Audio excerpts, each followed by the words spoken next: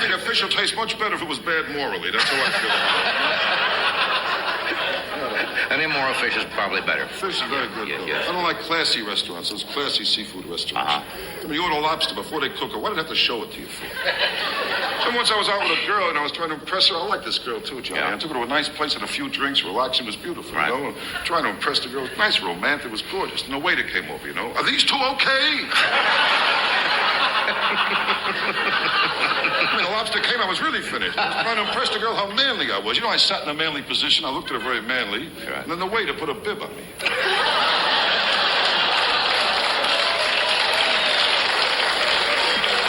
I don't like classy restaurants. You don't like classy I restaurants? like to eat home. Home. Home, I don't have to worry about a tie and a jacket, nothing. You know, you want something else, no big production with waiters. You open a refrigerator, I see what's around. Right. If I got a refrigerator home, I can't figure. It's very deceiving. Ah. My refrigerator, it's always full. There's nothing to eat. We got things in our refrigerator like a half a bottle of flat soda, a cup with a broken egg in it. This broken egg has been laying there for 4 months, just waiting for someone to scramble. We have one bottle of ketchup that we use. Then we have another bottle of ketchup. It's almost empty. It's been there now for a year and a half. And there's one thing more in our refrigerator. A big pot takes up a whole shelf. And the only thing that's in this big pot is a half a boiled potato. Just sit there. And with my wife, you know, since I'm married, at every meal I hear the same thing. Finish it. I'm only going to throw it out. Somehow I get the feeling she only gets me to eat what she's going to throw out. What's really annoying with my wife, the way she serves a meal. Serves badly? Terrible. No. I mean, you put down a steak. How do you forget the plate? I don't know. They're a great crowd out there. Oh, they're a great crowd tonight. Good morning. It's Tuesday, Ayn Rand Tuesday, September the 12th, and this is The True Conservative. Welcome to all the butchers, bakers, and candlestick makers out there. I'm Ron, your host, and the only true conservative in the United States today. So today, after the Serenity Prayer and the patriotic song of the day, we will have My Take, No They Won't, Rules for Retrogrades, No Free Lunch, The Rape of the Mind, Speaker McCarthy, Abe Hamida, Tony times 2, and we will also have an episode of You Decide and Ayn Rand, the last part of Chapter 12 of Ayn Rand's book, Philosophy, Who Needs It? All that and more when I get back.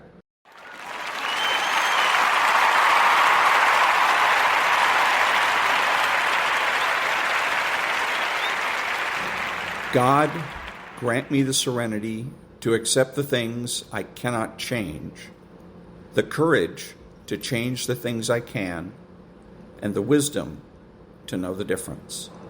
Amen.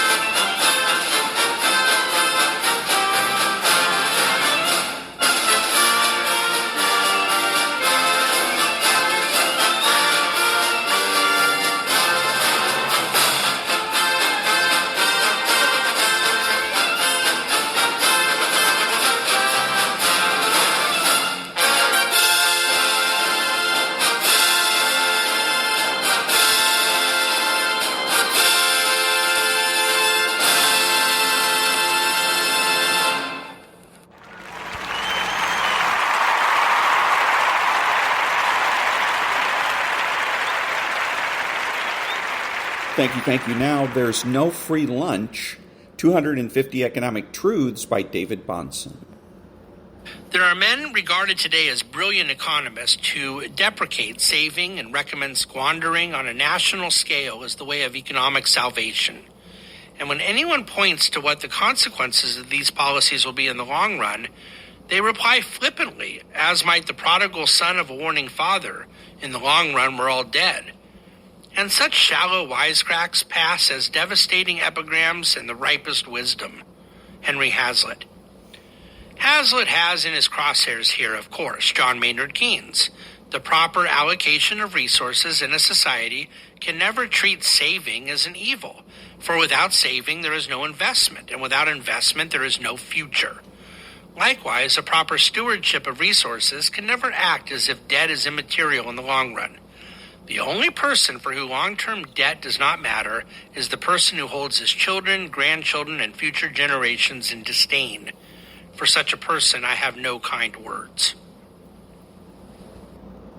And that was There's No Free Lunch by David-Bahnsen. Back in a minute.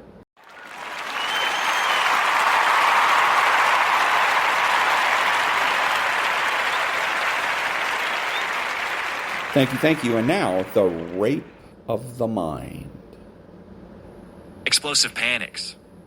Most people are far more familiar with the explosive motor reactions we call panic and stampede than they are with the other fear reactions. This is what we call mass hysteria, the Chakin-Porsoi reaction.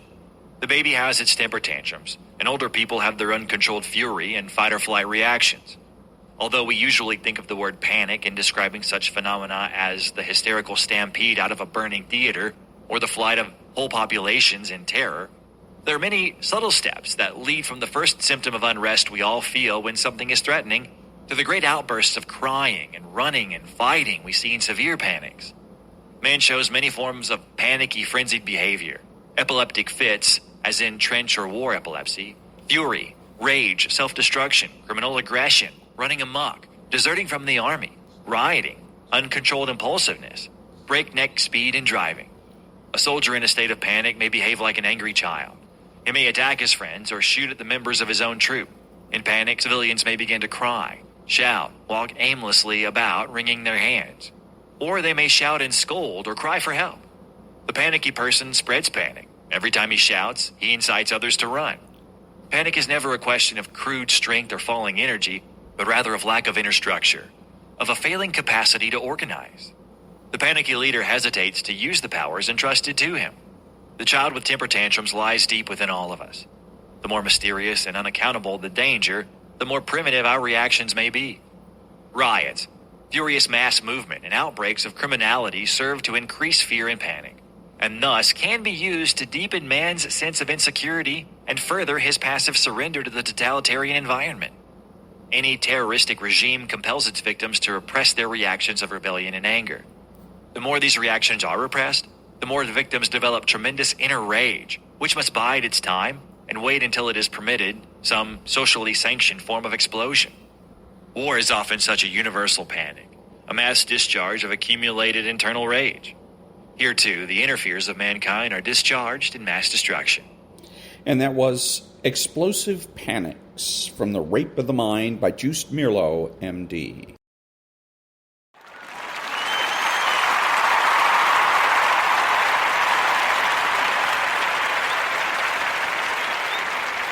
Thank you. And now, rules for retrogrades. 40 tactics to defeat the radical left. Rule 14.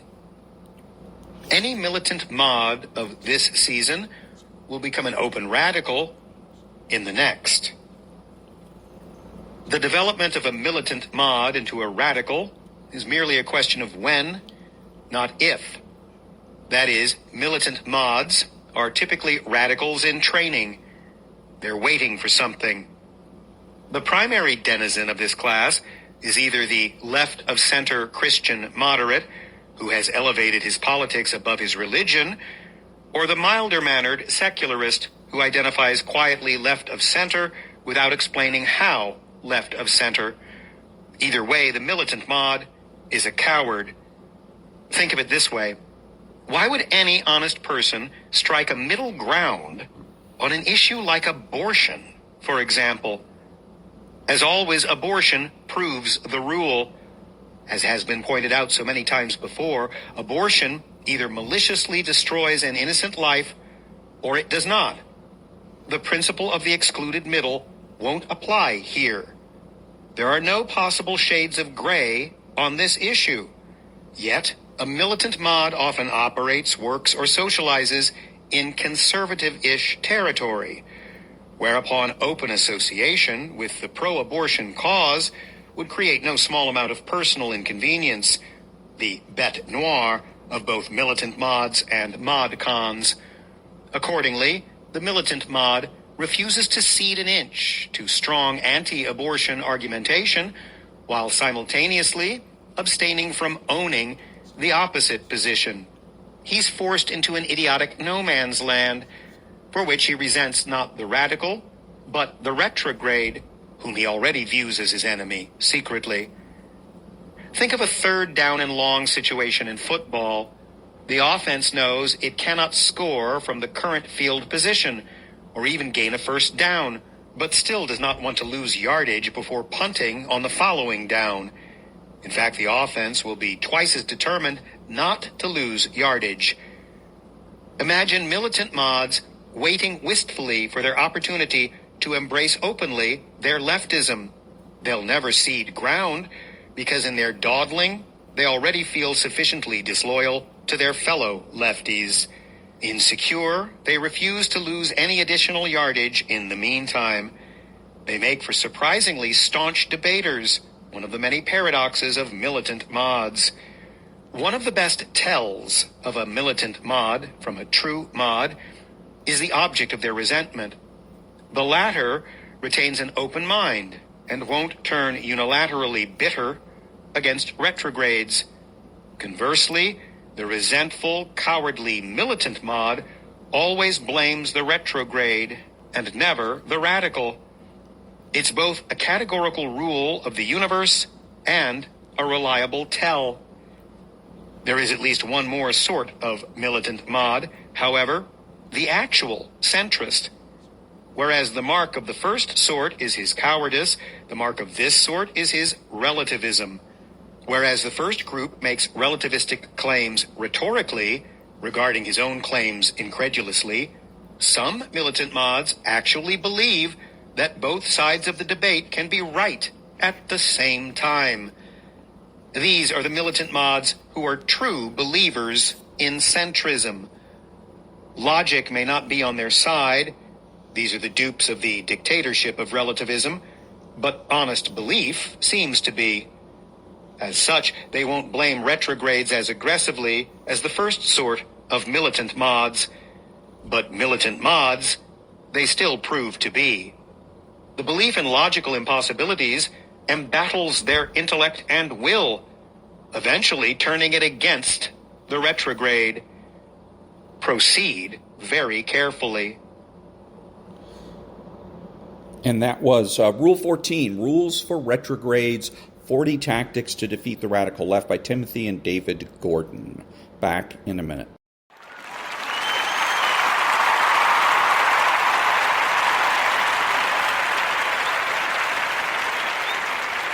Thank you. And now, Bishop Robert Barron. Why is there something rather than nothing? It's an ancient perennial question. The point I'd like to make is it's a properly philosophical question. It's not a scientific question, not a question that can be adjudicated by physics, chemistry, or astronomy, because they're always looking at events and objects and measurable states of affairs within a finite contingent system. And that's fine. That's what the sciences are built to do. But when you ask the question we just asked, that's not a deeper level scientific question. It's a different type of question that takes you out of the epistemological framework of the sciences and introduces you to a higher epistemological framework. One of the problems we face is scientism. One of its dimensions is a tendency to see philosophy as primitive science. They wish they could do real science. What they're doing is some kind of underdeveloped science. No, what they're doing is something qualitatively different than what the sciences do. The collapsing of all the epistemic orders into the scientific is one of the marks, negative marks of our time. Why is it? And that was Bishop Barron. Back in a minute.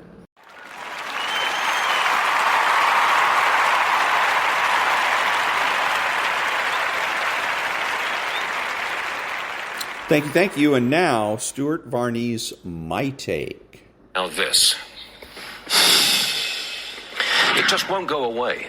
The president's age and frailty are front-page news, top of mind in political circles. The White House is worried.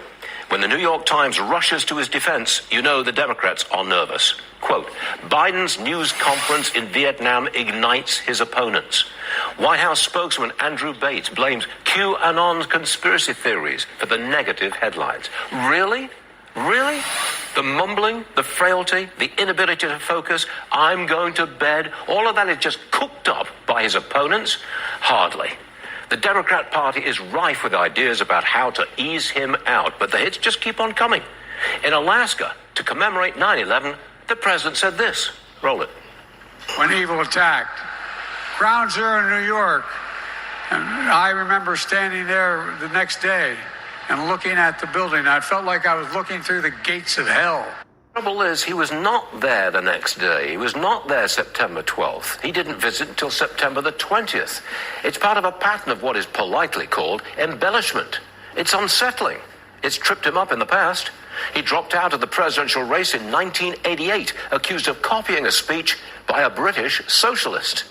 It's become a constant drumbeat of doubt. And you can sum it up like this.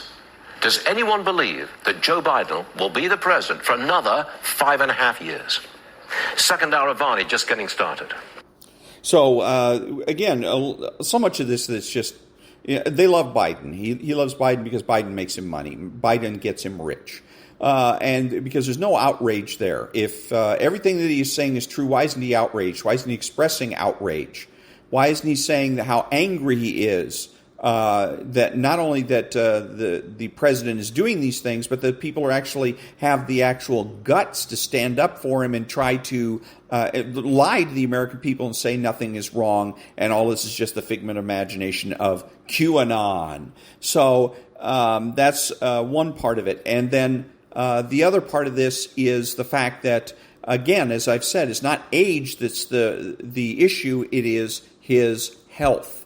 The fact that he's frail. Some people at age 80 are doing fine. Others at age 65 are not doing so well. And you don't want to have them in as president. Another issue here, of course, as I was saying yesterday, is that the Democrats leave him in office because they could get rid of him anytime. 25th Amendment and just ease him out, gone, and have Kamala Harris take over. But they don't want to because the goal here for all post-Marxists is to get in your psyche and convince you that you really want to be a socialist. You really want authoritarian government. And so the way to do that is to make and paint democracy out to look like chaos. Because if you look at the entire United States right now, at least in terms of headlines, the United States, the leading superpower in the world, looks like chaos, absolute chaos. Look at the president that we have. Look at what's going on the borders. Look at the crime rates. Look at the homeless situation. And it's chaos. And so Biden and company can go around the world, and the message is clear. Democracy is dead. You don't want to be a democratic country. You want authoritarianism. And that's why they go to China and literally bow down to the Chinese. So, again, shame on Mr. Biden for not expressing any outrage and, even more, telling us what should happen. What should happen here? What should he do? I've said before, and I'll say it again, Biden should resign. And if he doesn't resign, then he should be forced out of office, either impeached or use the 25th Amendment to get rid of him. Back in a minute.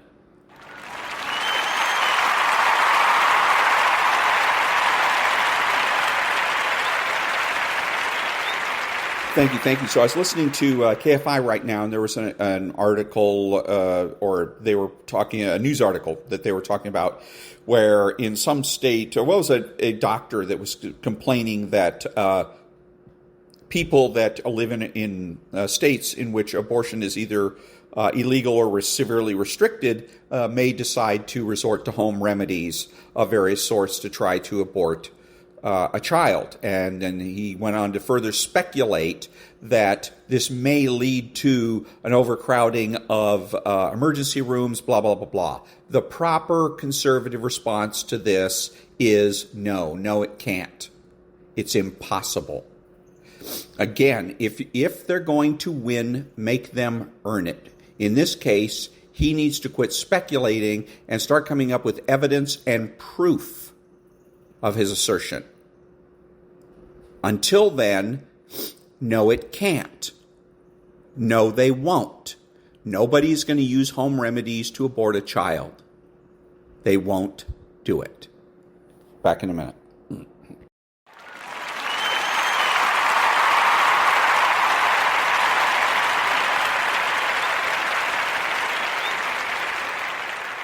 Thank you. And now from an X account of Abe Hamida, you're going to hear from a man that Abe Hamida describes as the most honest anchor in America.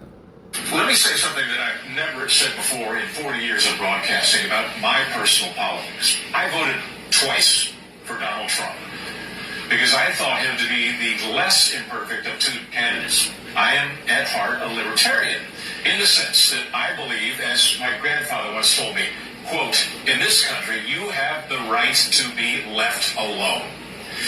Given the binary choice in the voting booth, I felt Donald Trump was closer to our constitutional foundation and the promise of life, liberty, and pursuit of happiness than either of his 2016 or 2020 Democratic opponents.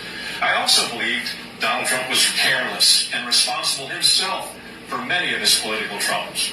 But I'm deeply angry and resentful of anybody who suggests that I or anybody else who made that same binary choice in a voting booth should be labeled by today's president a semi-fascist. I've had good history teachers throughout my life. I know exactly what fascism is. At its most basic level, fascism embodies a consolidation of political power. It attempts to limit political opposition. And it mandates how and what private industry can produce. Given what's happening in our country today, the union of big tech with centralized government, the shadow banning of conservative opposition, the outright banning of those who question the efficacy of vaccine mandates, the banning of even a former U.S. president from speaking his voice on some platforms. All that is technically much closer to fascism than anything Donald Trump did. As we approach the midterms, look for Democrats to increase the frequency of the fascism accusations. Yesterday, the Washington Times reported, and I quote, Democrats are tagging their Republican opponents with extreme labels ahead of the midterm elections and linking the party to violence, fascism, and Nazis. Another common trait of fascism is the fifth column, the agent provocateur, the person who infiltrates the opposition party, who wreaks havoc to make it appear the opposition is bent on threats, violence, and illegality. It happened to then-candidate, now Governor, Glenn Youngkin in Virginia, when a group of never-Trumpers from the Lincoln Project showed up at a Youngkin rally dressed up as white supremacists to make it appear that white supremacists embraced Youngkin's candidacy. So when you see reports of the Nazi flag seen at some Governor Ron DeSantis or some other Republican rally, question it, just as you would question, say, Jussie Smollett or some other perpetrator of fake hate crimes, a phenomenon that is on the rise these days. Take nothing at face value. And finally, there is an informal law of rhetoric known as Godwin's law. It posits that the first person in an argument who invokes history's worst episode, Nazism or fascism, as the equivalent to some present-day conflict, well, that person loses the argument. President Biden, you've lost the argument. And that was, again, from the X account of Abe Hamida, and he describes that man as the most honest anchor in America. Back in a minute.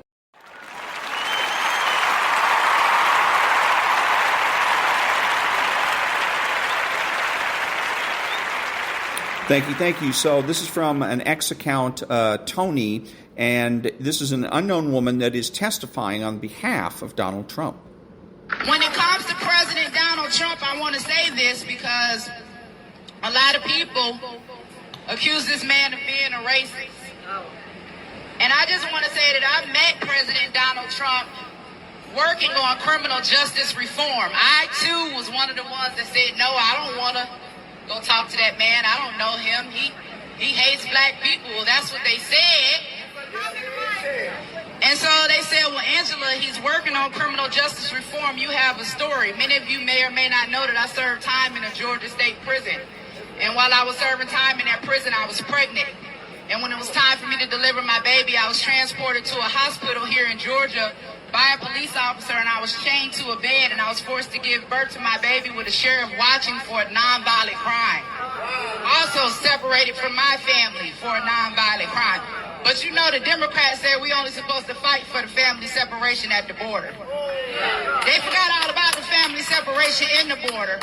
They want Trump to apologize for the CP5, but they ain't demanded that Joe Biden apologize for the 94 crime bill. But that's something else. I had a story. They told me that this man was a racist, but I had a story, and I knew that if I could use my story to convince this man that there was a need to reform our criminal justice system, then I would do that. I wasn't going to be worried about emotions. I wasn't going to be worried about the media. I wasn't going to worry about the naysayers. I was going to go in with my story and see if I could make a difference. I found myself sitting in front of President Trump in the Oval Office, and I shared my story. This is the man that they told me was a racist. I don't know. I'm scared to death. Is he going to hang me? I don't know. Is he going to call the KKK the way that the media has portrayed it? I'm in a danger zone. Just so happened that he heard my story. Not only did he pass the First Step Act, but he also made it illegal for them to chain women to the bed during their childbirth.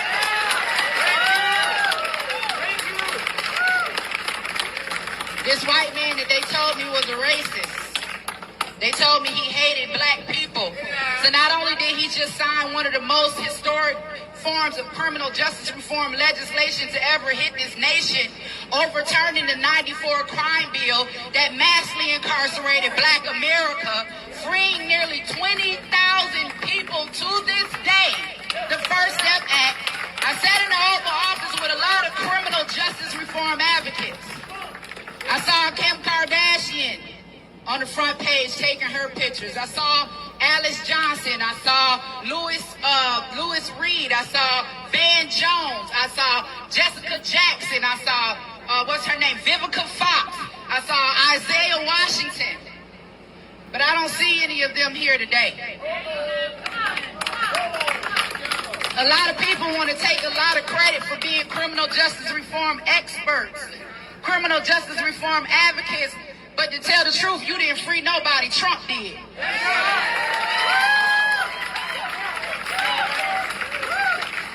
Kim Kardashian had the nerve to put up a tweet to say free Gunna. Gunna is a YSL rapper tied to the Young Thug case, charged with RICO, the same DA, the same charges. You put up a tweet and say free a known gangster in Atlanta, Georgia, but you won't put up a tweet and say free President Trump.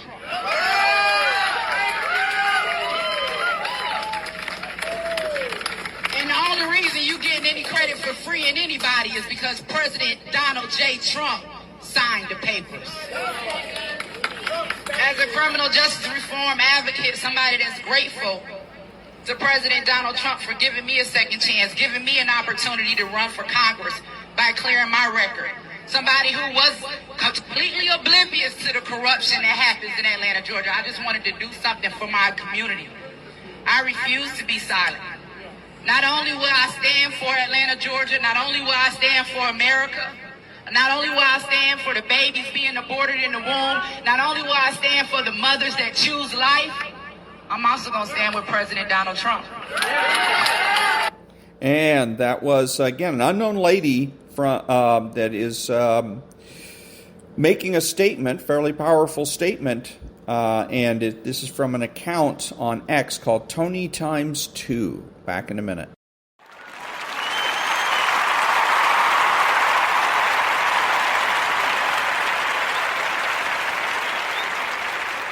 Thank you. So now what we're going to have is a You Decide episode, and it's about Speaker McCarthy's announcement that the House is going to open an inquiry into impeachment of President Joe Biden.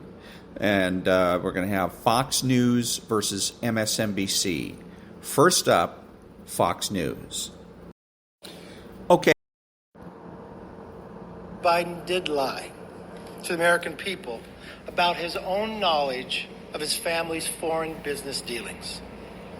Eyewitnesses have testified that the president joined on multiple phone calls and had multiple interactions, dinners, resulted in cars and millions of dollars into his sons and his sons' business partners. We know that bank records show that nearly $20 million in payments were directed to the Biden family members and associates through various shell companies. The Treasury Department alone has more than 150 transactions involving the Biden family and other business associates that were flagged as suspicious activity by U.S. banks. Even a trusted FBI informant has alleged a bribe to the Biden family. Biden used his official office to coordinate with Hunter Biden's business partners about Hunter's role in Burisma, a Ukrainian energy company. Finally, despite these serious allegations, it appears that the president's family has been offered special treatment by Biden's own administration. Treatment that not otherwise would have received if they were not related to the president. These are allegations of abuse of power, obstruction, and corruption, and they warrant further investigation by the House of Representatives. That's why today I am directing our House committee to open a formal impeachment inquiry into President Joe Biden. This logical next step will give our committees the full power to gather all the facts and answers for the American public. That's exactly what we want to know, the answers. I believe the president would want to answer these questions and allegations as well. This effort will be led by Chairman James Comer at the Committee on Oversight, in coordination with Chairman Jim Jordan for Judiciary Committee and Chairman Jason Smith on Ways and Means. Now, I do not make this decision lightly. And regardless of your party or who you voted for, these facts should concern all Americans. The American people deserve to know that the public offices are not for sale, and that the federal government is not being used to cover up the actions of a politically associated family. Now, I would encourage the president and his team to fully cooperate with this investigation in the interests of transparency. We are committed to getting the answers for the American public. Nothing more, nothing less. We will go wherever the evidence takes us. Thank you.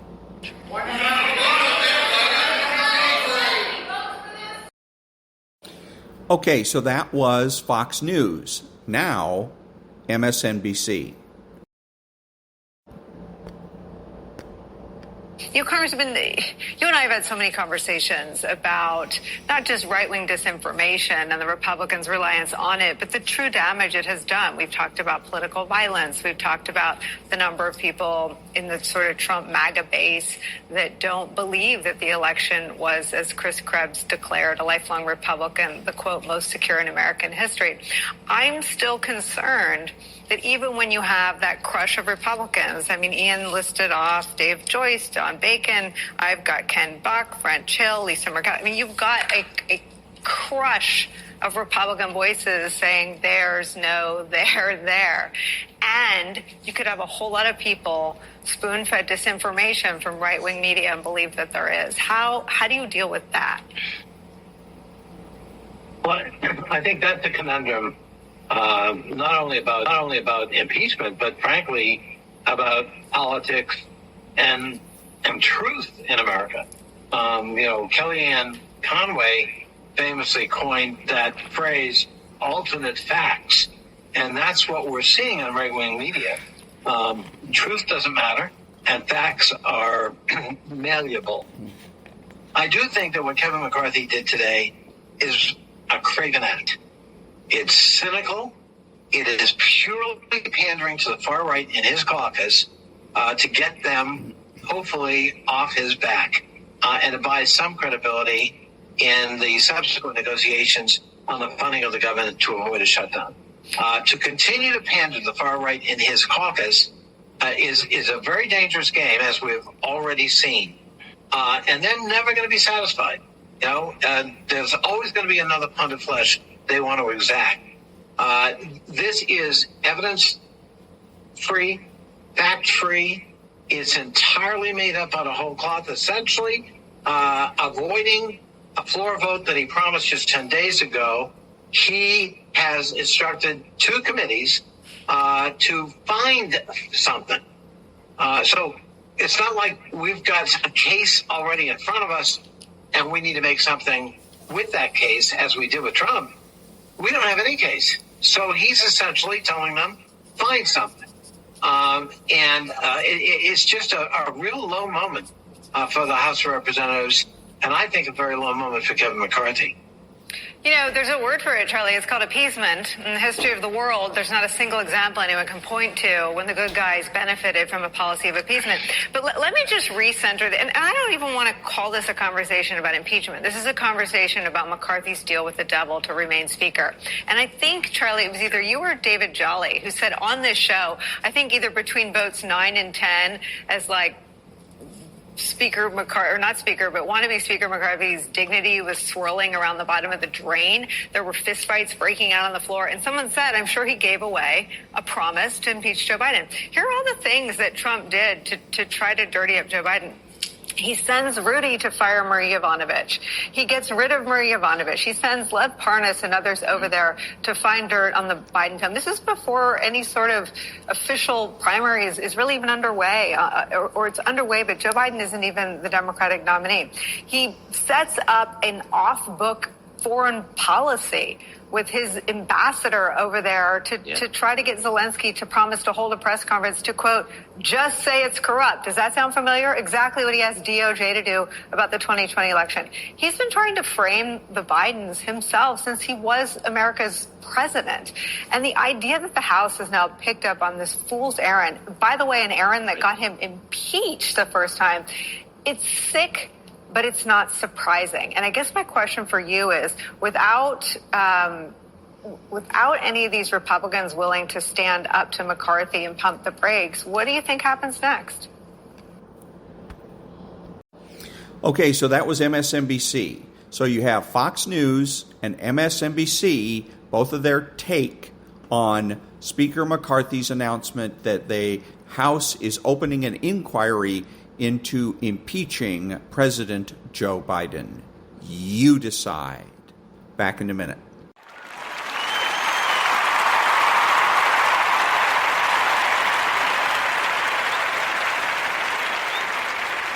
Thank you. And now the second half of Chapter 12 of Philosophy Who Needs It by Ayn Rand. Would it make any difference if that community consisted of 1,000 farmers? 100,000, 1 million, 211 million, the entire globe? No matter how widely you spread the blight, no matter what variety of products and what incalculable complexity of deals become involved, this, dear readers, is the cause, the pattern, and the outcome of inflation. There is only one institution that can arrogate to itself the power legally to trade by means of rubber checks: the government. And it is the only institution that can mortgage your future without your knowledge or consent. Government securities and paper money are promissory notes on future tax receipts, i.e., on your future production. Now, project the mentality of a savage who can grasp nothing but the concretes of the immediate moment, and who finds himself transported into the midst of a modern industrial civilization. If he is an intelligent savage, he will acquire a smattering of knowledge. But there are two concepts he will not be able to grasp: credit and market. He observes that people get food, clothes, and all sorts of objects simply by presenting pieces of paper called checks. And he observes that skyscrapers and gigantic factories spring out of the ground at the command of very rich men, whose bookkeepers keep switching magic figures from the ledgers of one to those of another, and another, and another. This seems to be done faster than he can follow, so he concludes that speed is the secret of the magic power of paper, and that everyone will work and produce and prosper so long as those checks are passed from hand to hand fast enough. If that savage breaks into print with his discovery, he will find that he has been anticipated by John Maynard Keynes. When the savage observes that the department stores are full of wonderful goods but people do not seem to buy them, "Why is that?" he asks a floor walker. "We don't have enough of a market," the floor walker tells him. "What is that?" he asks. "Well," his new teacher answers, "goods are produced for people to consume. It's the consumers that make the world go round, but we don't have enough consumers." "Is that so?" says the savage, his eyes flashing with the fire of a new idea. Next day, he obtains a check from a big educational foundation. He hires a plane. He flies away and comes back a while later, bringing his entire naked, barefoot tribe along. "You don't know how good they are at consuming," he tells his friend, the floor walker. "And there's plenty more where these came from. Pretty soon, you'll get a raise in pay." But the store, pretty soon, goes bankrupt. The poor savage is unable to understand it to this day, because he has made sure that many, many people agreed with his idea. Among them, many noble tribal chiefs, such as Governor Romney, who sang incantations to consumerism, and warrior Nader, who fought for consumers' rights, and big business chieftains, who recite formulas about serving the consumers, and chiefs who sat in Congress, and chiefs in the White House, and chiefs in every government in Europe, and many more professors than he could count. Perhaps it is harder for us to understand that the mentality of that savage has been ruling Western civilization for almost a century. Trained in college to believe that to look beyond the immediate moment, to look for causes or to foresee consequences is impossible, modern men have developed context dropping as their normal method of cognition. Observing a bad small-town shopkeeper, the kind who is doomed to fail, they believe, as he does, that lack of consumers is his only problem, and that the question of the goods he sells, or where these goods come from, has nothing to do with it. The goods, they believe, are here and will always be here. Therefore, they conclude, the consumer, not the producer, is the motor of an economy. Let us extend credit, i.e. our savings, to the consumers, they advise, in order to expand the market for our goods. But in fact, consumers, qua consumers, are not part of anyone's market. Qua consumers, they are irrelevant to economics. Nature does not grant anyone an innate title of consumer. It is a title that has to be earned by production. Only producers constitute a market. Only men who trade products or services for products or services. In the role of producers, they represent a market's supply. In the role of consumers, they represent a market's demand. The law of supply and demand has an implicit subclause that it involves the same people in both capacities. When this subclause is forgotten, ignored, or evaded, you get the economic situation of today. A successful producer can support many people, e.g. his children, by delegating to them his market power of consumer. Can that capacity be unlimited? How many men would you be able to feed on a self-sustaining farm? In more primitive times, farmers used to raise large families in order to obtain farm labor, i.e. productive help. How many non-productive people could you support by your own effort? If the number were unlimited, if demand became greater than supply, if demand were turned into a command, as it is today, you would have to use and exhaust your stock seed. This is the process now going on in this country. There is only one institution that can bring it about: the government, with the help of a vicious doctrine that serves as a cover-up: altruism. The visible profiteers of altruism, the welfare recipients, are part victims, part window dressing for the statist policies of the government. But no government could have gotten away with it if people had grasped that other concept which the savage was unable to grasp, the concept of credit. If you understand the function of stock seed, of savings, in a primitive farm community, apply the same principle to a complex industrial economy. Wealth represents goods that have been produced, but not consumed. What would a man do with his wealth in terms of direct barter? Let us say, a successful shoe manufacturer wants to enlarge his production. His wealth consists of shoes. He trades some shoes for the things he needs as a consumer, but he saves a large number of shoes and trades them for building materials, machinery, and labor to build a new factory, and another large number of shoes for raw materials and for the labor he will employ to manufacture more shoes. Money facilitates this trading, but does not change its nature. All the physical goods and services he needs for his project must actually exist and be available for trade, just as his payment for them must actually exist in the form of physical goods, in this case, shoes. An exchange of paper money, or even of gold coins, would not do any good to any of the parties involved if the physical things they needed were not there and could not be obtained in exchange for the money. If a man does not consume his goods at once, but saves them for the future, whether he wants to enlarge his production or to live on his savings, which he holds in the form of money, in either case, he is counting on the fact that he will be able to exchange his money for the things he needs, when and as he needs them. This means that he is relying on a continuous process of production, which requires an uninterrupted flow of goods saved to fuel further and further production. This flow is investment capital, the stock seed of industry. When a rich man lends money to others, what he lends to them is the goods which he has not consumed. This is the meaning of the concept investment. If you have wondered how one can start producing when nature requires time paid in advance, this is the beneficent process that enables men to do it. A successful man lends his goods to a promising beginner or to any reputable producer in exchange for the payment of interest. The payment is for the risk he is taking.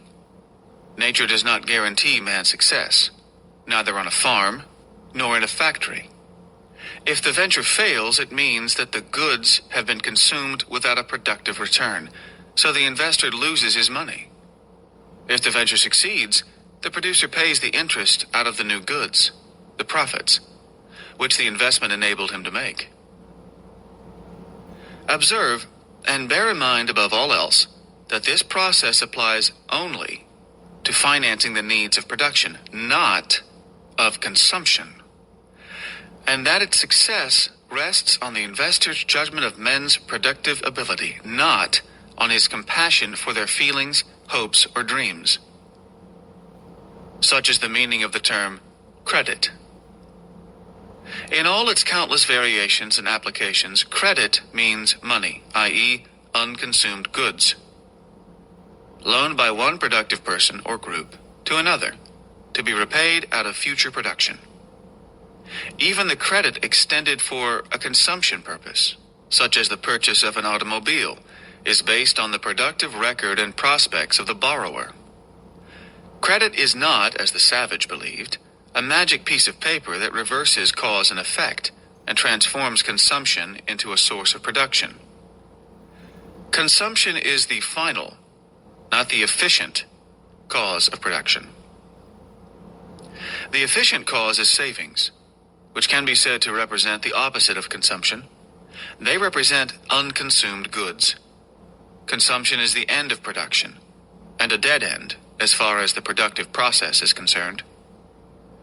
The worker who produces so little that he consumes everything he earns carries his own weight economically, but contributes nothing to future production. The worker who has a modest savings account, and the millionaire who invests a fortune, and all the men in between, are those who finance the future. The man who consumes without producing is a parasite. whether he is a welfare recipient or a rich playboy. An industrial economy is enormously complex. It involves calculations of time, of motion, of credit, and long sequences of interlocking contractual exchanges. This complexity is the system's great virtue and the source of its vulnerability. The vulnerability is psycho-epistemological. No human mind and no computer and no planner can grasp the complexity in every detail. Even to grasp the principles that rule it is a major feat of abstraction. This is where the conceptual links of man's integrating capacity break down.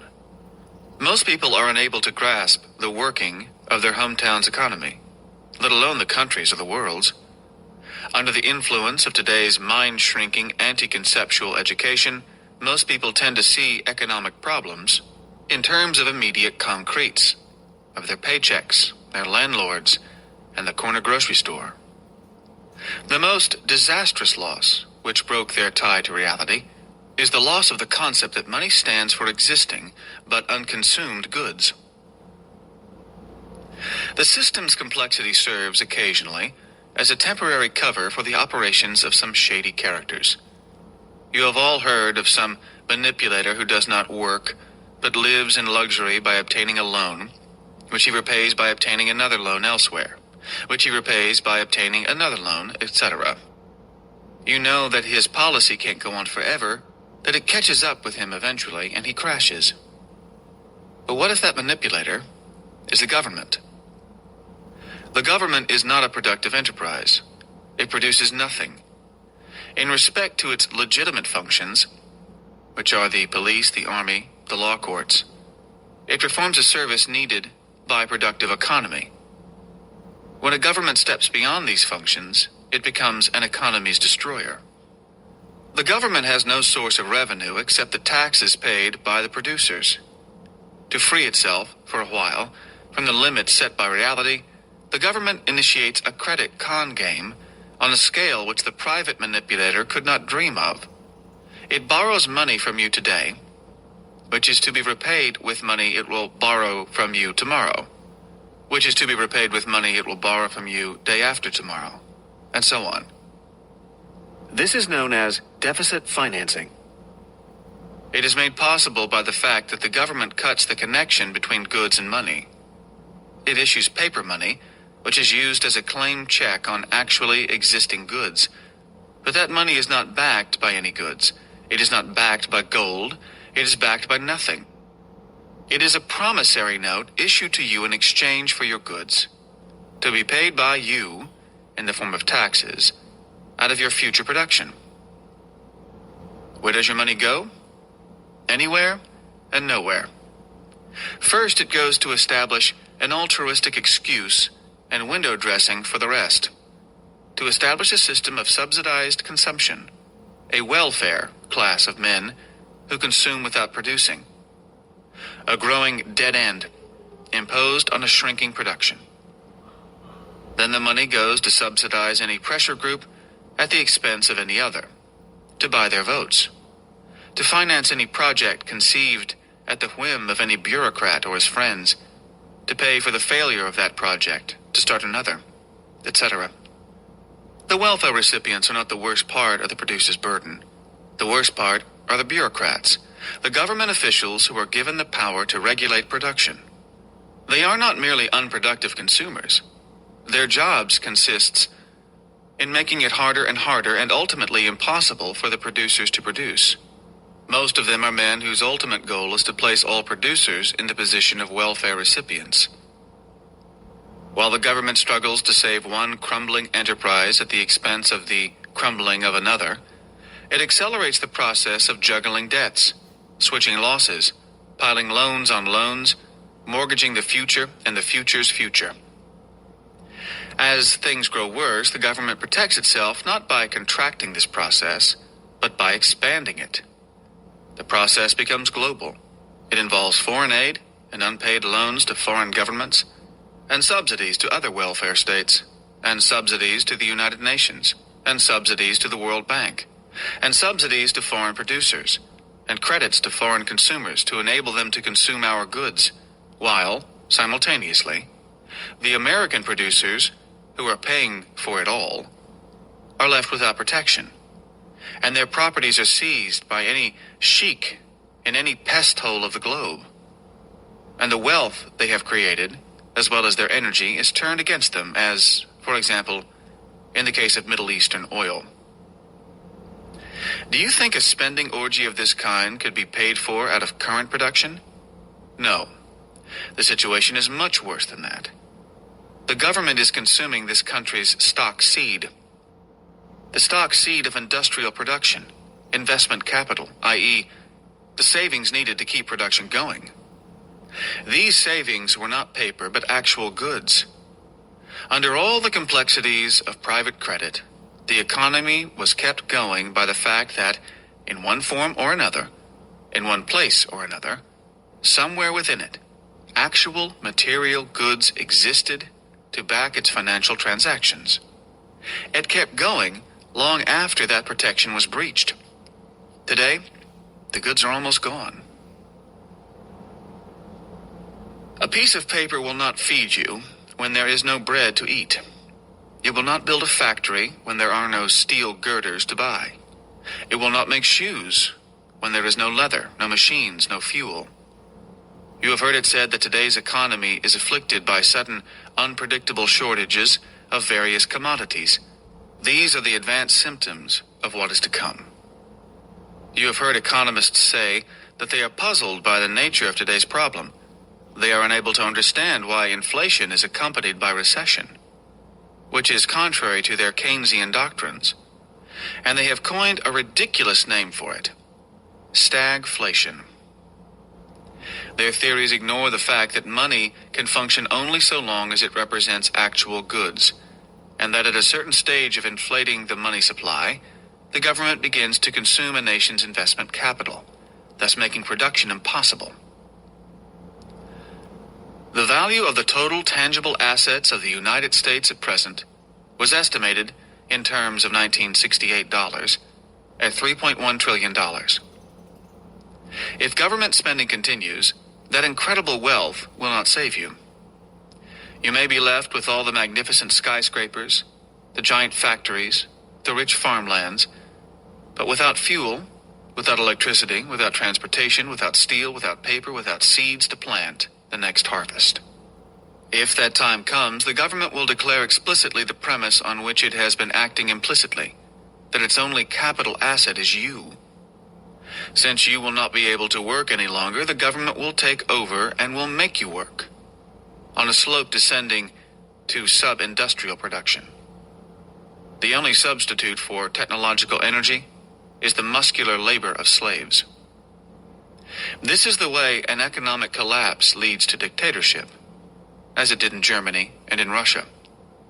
And if anyone thinks that government planning is a solution to the problems of human survival, observe that after half a century of total dictatorship, Soviet Russia is begging for American wheat and for American industrial know-how.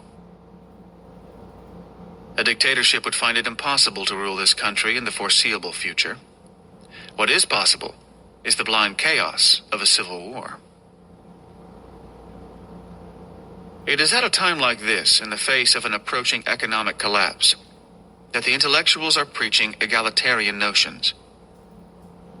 When the curtailment of government spending is imperative, they demand more welfare projects. When the need for men of productive ability is desperate, they demand more equality for the incompetents.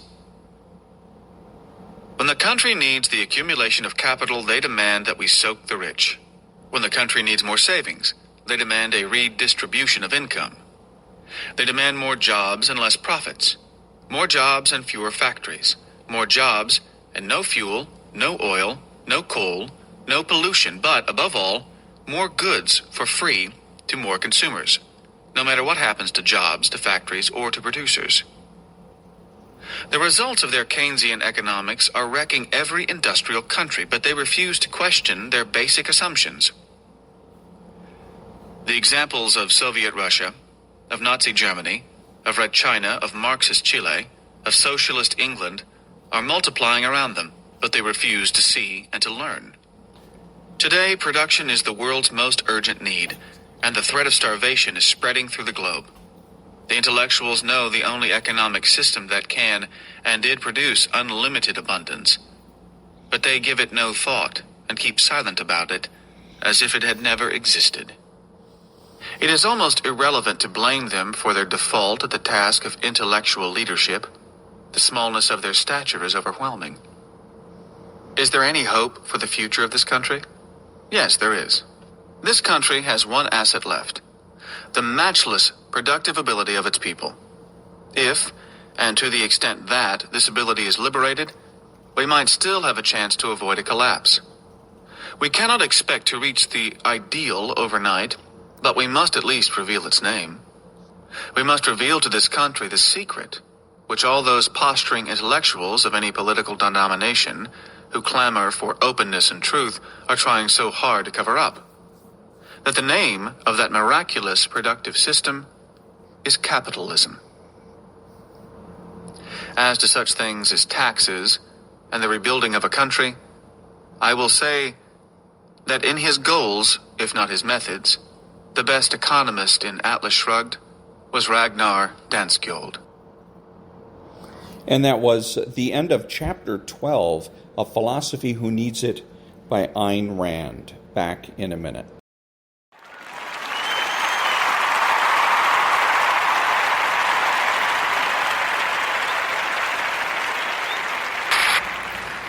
Thank you. And this is Ron, your host, the only true conservative in the United States today, bidding adios to all the butchers, bakers, and candlestick makers out there, and reminding you to be honest, be smart, be beautiful, and to remember that the left has no authority, no power, and they can't win.